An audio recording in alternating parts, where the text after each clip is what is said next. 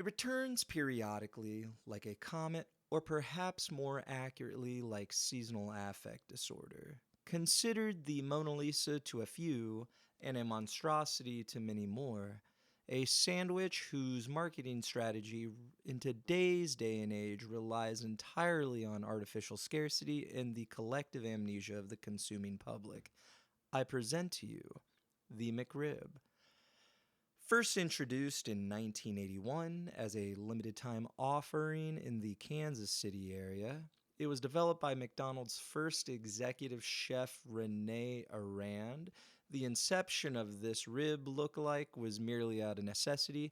A couple years prior, McDonald's and Chef Rene debuted one of fast food's most recognizable creations of all time, the McNugget. And the McNugget was so well received that McDonald's could not keep up with chicken demand. Thus was born the McRib. And what we have here is a 5.5-inch home style roll with some cornmeal across the top. Each one is toasted to order. After that, you have the recognizable McDonald's pickles that are on almost everything they sell. But if you go a little bit deeper, you'll see you have the silvered onions, which the only other sandwich that McDonald's offers those with is the quarter pounder. And what we have after that is what makes the McRib the McRib, is the McRib sauce. It's different than the traditional barbecue sauce that McDonald's usually offers. And yeah, that's what you have right there.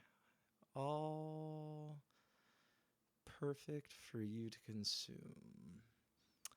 And let's go ahead and put this bad boy back together so we can figure out how much this thing weighs.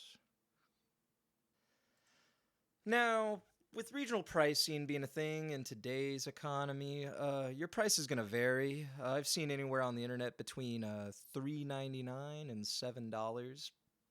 Now, I reside in the Midwest and procured a couple of these for $5.99 a piece. That's not the meal. So after weighing approximately 6.7 ounces, that comes out to roughly 89 cents per ounce. And as I do more of these videos, I will compare these costs and see which one is giving you the best bang for your buck.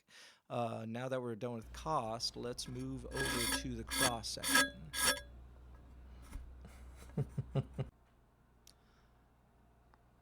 And no real surprise with what you got going on here. We've all seen what we're advertised and what we get. I was kind of surprised, though, at how kind of just dry and thin this thing looks. Not knocking it. Okay. I would be lying if I didn't say this was top 3 fast food sandwich to me. Let's see how it chews.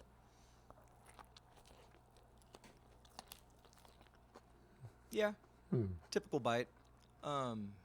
Nothing really pops out other than the tanginess of the barbecue sauce.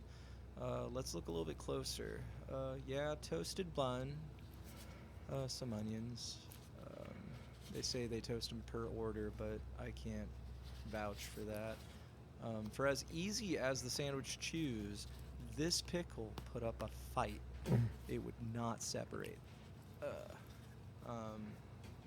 And after playing with that a little bit, let's look at the patty itself. Yes, the barbecue sauce on the McRib is different than the other barbecue sauce. Just has a different tang. And inside you can see the typical presentation of mechanically processed meat, which McDonald's says it uses 100% pork shoulder. So kudos to them if that's true. It tastes delicious, so I'm not knocking it. Now, if you're curious what it looks like without the sauce, I went ahead and rinsed one. It looks like a tiny little set of ribs. Yeah, I gave it a little bit of a chew.